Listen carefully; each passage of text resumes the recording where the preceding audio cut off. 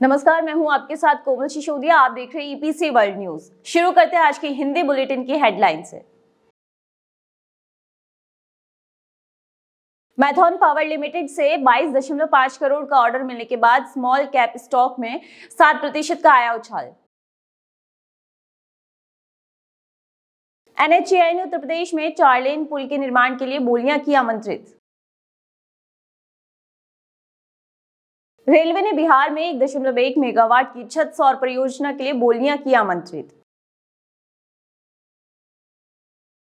लक्षद्वीप को बैटरी भंडारण के साथ क्षेत्र की पहली ऑन ग्रिड सौर परियोजना मिली। ग्रामीण स्टार्टअप अनुसंधान और नवाचार को बढ़ावा देने के लिए बना रहा है एक मजबूत पिच। जीएमआर एयरपोर्ट्स इंफ्रास्ट्रक्चर का शेयर मूल्य 4% उछलकर पहुंचा 52 सप्ताह के उच्चतम स्तर पर। राजमार्ग, रेलवे, हवाई मार्ग के विस्तार से भारत तेजी से बढ़ रहा आगे। विनिर्माण और बुनियादी ढांचे से लेकर उपभोग और बैंकिंग तक धन के पुनर्वितरण की है उम्मीद। 2024 की शुरुआत में मालदीव्स को सोशल मीडिया पर भारतीयों द्वारा बहिष्कार के आह्वान का बना निशाना। सिंधिया का कहना है कि प्रस्तावित मानदंड पायलटों के लिए सुविधाजनक शासन करेंगे प्रदान। गोयल का कहना है कि टीएन इंफ्रा को पीएम गति शक्ति योजना के जरिए मिली बढ़त।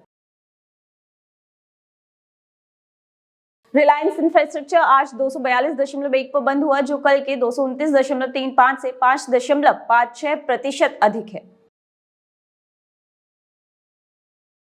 बिजली इंफ्रा दिल्ली वासियों को सड़कों पर बना रहा शक्तिहीन। उच्च न्यायालय ने गंभीर देखभाल वाले मरीजों के लिए चिकित्सा बुनियादी ढांचे की कमी पर चिंता की व्यक्त। टीए निवेशकों के लिए बुनियादी ढांचा करना चाहिए तैयार, एल मुरुगन। शुरू करते हैं खबरें विस्तार से। मैथॉन पावर लिमिटेड से 22.5 करोड़ का कार्य ऑर्डर मिलने के बाद ईपीसी परियोजनाओं में इस अग्रणी ऊर्जा खिलाड़ी का शेयर मूल्य सोमवार को 7% बढ़कर 286.45 रुपए प्रति शेयर हो गया।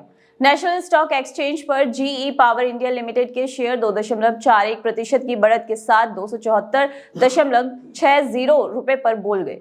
कंपनी का बाजार पूंजीकरण 1886 करोड़ जीई पावर को 2 गुना 552 मेगावाट इकाइयों के लिए बॉयलर के दहन संशोधन के लिए मैथॉन पावर लिमिटेड से कार्य आदेश प्राप्त हुआ। 22.5 करोड़ के अनुबंध मूल्य के लिए कंपनी एक्सचेंज फाइलिंग के अनुसार ऑर्डर को 22 महीने के भीतर निष्पादित किया जाता है।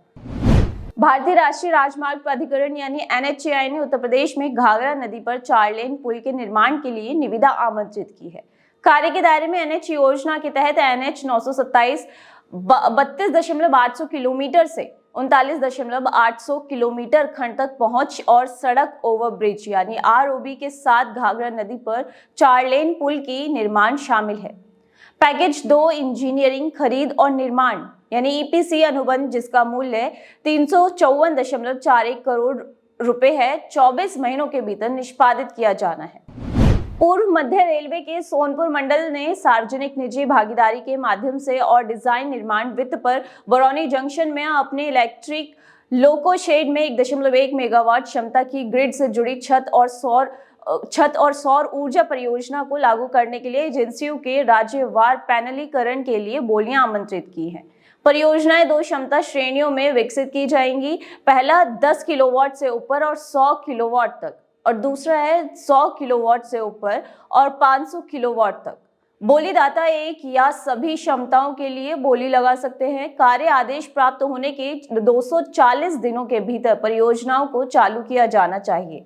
डेवलपर्स को 25 वर्षों तक व्यापक संचालन और रखरखाव सेवाएं भी प्रदान करनी होंगी। बोलियां जमा करने की अंतिम तिथि 31 जनवरी 2024 है।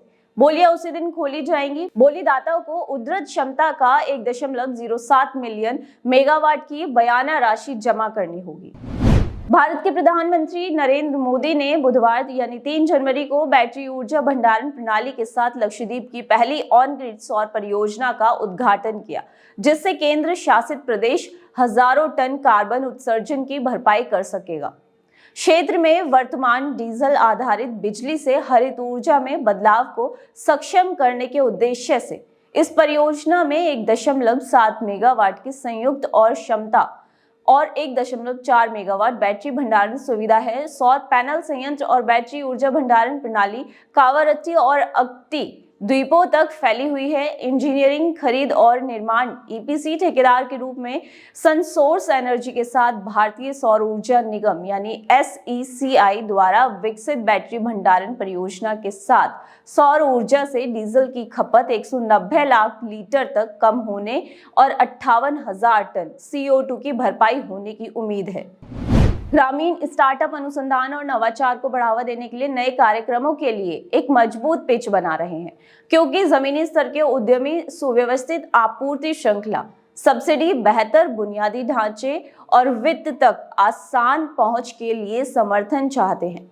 बजट और लोकसभा चुनाव नजदीक आने के साथ विभिन्न क्षेत्रों में काम करने वाले स्टार्टअप, विशेष रूप से छोटे शहरों और गांव में, उन्हें उम्मीद है कि सरकार विभिन्न शुरुआती मुद्दों पर ध्यान देगी। हालांकि विभिन्न नीतिगत बदलावों के कारण उनके समग्र प्रदर्शन में सुधार हुआ है। भारत के खाद्य प्रसंस्करण उद्योग को पुराने उपकरण, अप्रभावी आपूर्ति श्रृंखला, खराब बुनियादी ढांचे और प्रतिबंधित वित्त उपलब्धता जैसी कई कठिनाइयों का सामना करना पड़ता है। कुछ समाचार घटनाक्रमों के जवाब में सोमवार के सत्र में GMR एयरपोर्ट्स इंफ्रास्ट्रक्चर का शेयर मूल्य 4% से अधिक उछलकर 52 सप्ताह के उच्चतम स्तर पर पहुंच गया। एक एक्सचेंज फाइलिंग के अनुसार कंपनी ने कहा कि दिल्ली इंटरनेशनल एयरपोर्ट्स लिमिटेड यानी DAIL एक स्टेप डाउन सहायक कंपनी को 19 मार्च 2020 से 28 फरवरी की अवधि के लिए मासिक वार्षिक शुल्क का भुगतान करने से छूट दी गई है। BSE पर GMR एयरपोर्ट्स इंफ्रा शेयर की कीमत इंट्राडे के निचले स्तर 80.15 पर खुली। GMR एयरपोर्ट्स के शेयर की कीमत इंट्राडे में 87.55 प्रति शेयर के उच्चतम स्तर पर पहुंच गई। उत्तर प्रदेश के मुख्यमंत्री योगी आदित्यनाथ ने रविवार को नरेंद्र मोदी के नेतृत्व वाली केंद्र सरकार की सराहना करते हुए कहा कि उनके शासन में देश राजमार्गों, रेलवे और हवाई कनेक्टिविटी का विस्तार दिख रहा है। आदित्यनाथ ने कहा कि पिछले 10 वर्षों में प्रधानमंत्री नरेंद्र मोदी के नेतृत्व में भारत एक वैश्विक शक्ति के रूप में उभरा है। जब नेतृत्व अच्छा होता है तो सभी का सम्मान बढ़ता है। सीएम ने ये टिप्पणी गोरखपुर के राप्ती नगर और नंदा नगर में भाजपा की विकसित भारत संकल्प यात्रा के तहत आयोजित कार्यक्रमों को संबोधित करते हुए की। राज्य सरकार द्वारा जारी एक प्रेस बयान के अनुसार सीएम ने कहा कि देश में राजमार्गों, रेलवों और हवाई कनेक्टिविटी का विस्तार देखा जा रहा है। एम्स की स्थापना की जा रही है और उद्योग फल फूल रहे हैं। बड़े पैमाने पर रोजगार पैदा हो रहे हैं। बिना किसी भेदभाव के हर पात्र व्यक्ति को कल्याणकारी योजनाओं का लाभ मिल रहा है। सुंदरम म्यूचुअल के MD और CEO सुनील सुब्रमण्यम कहते हैं कि बाजार में सार्वभौमिक सुधार की तुलना में बाजार के भीतर धन का पुनर्वितरण अधिक संभावना है। हम विजेताओं को हाथ बदलते देखेंगे और मुझे उम्मीद है कि उपभोग और बैंकिंग बाजार में अगली वृद्धि के अगुवा होंगे। लेकिन शेयर बाजार के नजरिए से बुनियादी ढांचे और विनिर्माण की कीमत पर आ सकता है। मध्यम अवधि में मुझे नहीं लगता कि GDP में विनिर्माण की हिस्सेदारी घटेगी। मैं इसे बढ़ता हुआ देख रहा हूं, लेकिन शेयर बाजार हमेशा इन मूल्यांकन चक्रों से गुजरता है। बाजार में विनिर्माण और बुनियादी ढांचे से हटकर उपभोग और बैंकिंग क्षेत्र में धन का कुछ पुनर्वितरण हो सकता है। मालदीव भारत से 2142 किलोमीटर दूर स्थित एक छोटा सा द्वीप राष्ट्र 2024 की शुरुआत में खुद को सोशल मीडिया पर भारतीयों द्वारा बहिष्कार के आह्वान का निशाना बना। कारण है, मालदीव के 3 मंत्रियों ने प्रधानमंत्री पर भद्दी और नस्लवादी टिप्पणी करके भारत को गलत तरीके से परेशान किया है। मंत्री नरेंद्र मोदी और मालदीव, जो भारत सहित दुनिया भर से बड़ी संख्या में पर्यटकों को आकर्षित करता है, रविवार को क्षति नियंत्रण में जुट गया, जिससे मालशेर शरीफ, मरियम शियोनो और अब्दुल्ला महजूम माजिद द्वारा की गई टिप्पणियों से खुद को दूर कर लिया। कुछ घंटों बाद मालदीव के राष्ट्रपति मोहम्मद मुइज्जू के धन मांगने के लिए बीजिंग जाने से ठीक एक दिन पहले इन 3 मंत्रियों को निलंबित कर दिया गया। पिछले नवंबर में मुइज्जो ने मालदीव से भारतीय सशस्त्र बलों को बाहर करने के नाम पर वोट मांगकर राष्ट्रपति पद संभाला था। नागरिक उड्डयन मंत्री ज्योतिरादित्य सिंधिया के अनुसार पायलटों की थकान से निपटने के लिए प्रस्तावित नए मानदंड, जिसमें अधिक आराम के घंटे भी शामिल हैं, पायलटों के लिए एक सुविधाजनक व्यवस्था स्थापित करने में मदद करेंगे। पायलटों के बीच थकान को लेकर बढ़ती चिंताओं की पृष्ठभूमि में विमान निगरानी संस्था DGCA ने नवंबर 2023 में पायलटों के लिए अधिक आराम के समय सहित उड़ान चालक दल के ड्यूटी समय को नियंत्रित करने वाले मानदंडों में विभिन्न बदलावों का प्रस्ताव रखा। नागरिक उड्डयन आवश्यकता यानी CAR में ड्यूटी अवधि, उड़ान ड्यूटी अवधि, उड़ान समय सीमाएं और निर्धारित आराम अवधि अनुसूचित हवाई परिवहन संचालन में लगे उड़ान चालक दल से संबंधित परिवर्तन प्रस्तावित किए गए हैं। केंद्रीय वाणिज्य और उद्योग मंत्री पीयूष गोयल ने रविवार को प्रधानमंत्री गति शक्ति योजना के माध्यम से बुनियादी ढांचे और कनेक्टिविटी में तमिलनाडु द्वारा की गई प्रगति पर प्रकाश डाला है। मंत्री केंद्र सरकार की योजनाओं के बारे में जागरूकता बढ़ाने के लिए एक राष्ट्रव्यापी अभियान विकसित भारत संकल्प यात्रा में एकत्रित लोगों को संबोधित कर रहे थे।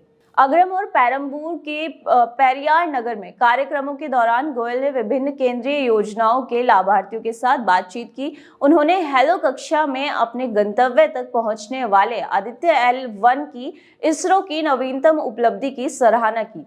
मंत्री ने काशी तमिल संगम, सौराष्ट्र तमिल संगम और फ्रांस में तिरुवल्लुर प्रतिमा का अनावरण करके तमिल को बढ़ावा देने में केंद्र सरकार के प्रयासों की सराहना की।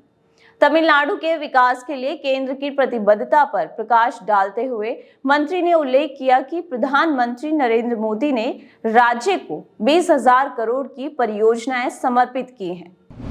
रिलायंस इंफ्रास्ट्रक्चर शेयर मूल्य आज आखिरी दिन रिलायंस इंफ्रास्ट्रक्चर 233.4 पर खुला और 231.7 पर बंद हुआ। स्टॉक का उच्चतम स्तर 234.95 और न्यूनतम स्तर 226.85 पर रहा। रिलायंस इंफ्रास्ट्रक्चर का बाजार पूंजीकरण 9,074.95 करोड़ है। स्टॉक के लिए 52 सप्ताह का उच्चतम और निचला स्तर क्रमशः 234.95 और 114.6 है। रिलायंस इंफ्रास्ट्रक्चर के लिए BSE वॉल्यूम 5,55,812 शेयर था। शहर में लगभग 30 स्थानों पर बिजली ट्रांसफार्मर और बिजली के खंभों के कारण आवाजाही में समस्या है, जिससे प्रगति में बाधा आ रही है। अधिकारियों द्वारा इन स्थानों की पहचान करने के बावजूद विद्युत बुनियादी ढांचे को अभी तक स्थानांतरित नहीं किया गया है। ऐसी दो रुकावटें दक्षिणी दिल्ली के अधचिनी में यातायात चौराहे को बना देती हैं, जहां सड़क वैसे भी संकरी हो जाती है, जो एक 12मासी भीड़ भाड़ वाला स्थान है। एक ट्रांसफार्मर और एक बिजली का खंभा दोनों बिजली वितरक BSES से संबंधित है। MCD स्कूल के प्रवेश द्वार पर निकट स्थित है। लोगों को आगे बढ़ने के लिए फुटपाथ से हटकर व्यस्त सड़क पर आना पड़ता है। बिजली विभाग, लोक निर्माण विभाग और डिस्कॉम के अधिकारियों ने मौके का निरीक्षण किया, लेकिन प्रतिष्ठानों को स्थानांतरित करने के लिए कोई वैकल्पिक स्थान नहीं मिला।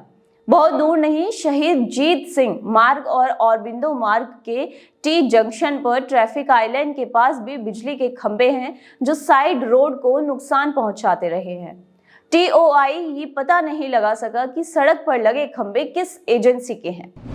दिल्ली उच्च न्यायालय ने सोमवार को राष्ट्रीय राजधानी में गंभीर देखभाल वाले रोगियों के इलाज के लिए चिकित्सा बुनियादी ढांचे की कमी पर चिंता व्यक्त की और दिल्ली सरकार से पूछा कि बुनियादी ढांचा मांग के अनुरूप क्यों नहीं है। कार्यवाहक मुख्य न्यायाधीश मनमोहन और न्यायमूर्ति मनमीत प्रीतम सिंह अरोड़ा की खंडपीठ ने दिल्ली सरकार को ये बताने का निर्देश दिया कि उसके पास कितनी राशि है। ग्लोबल इन्वेस्टर्स मीट का स्वागत करते हुए केंद्रीय मत्स्य पालन, पशुपालन और डेयरी राज्य मंत्री एल मुरुगन ने कहा कि निवेशकों के लिए सुरक्षा सुनिश्चित करना जरूरी है। मंत्री ने यहां संवाददाताओं से कहा कि निवेशकों के पास राज्य में आवश्यक बुनियादी ढांचा भी होना चाहिए। MSME के लिए बिजली शुल्क कम किया जाना चाहिए और इन इकाइयों के लिए शुल्क में बढ़ोतरी को संशोधित किया जाना चाहिए।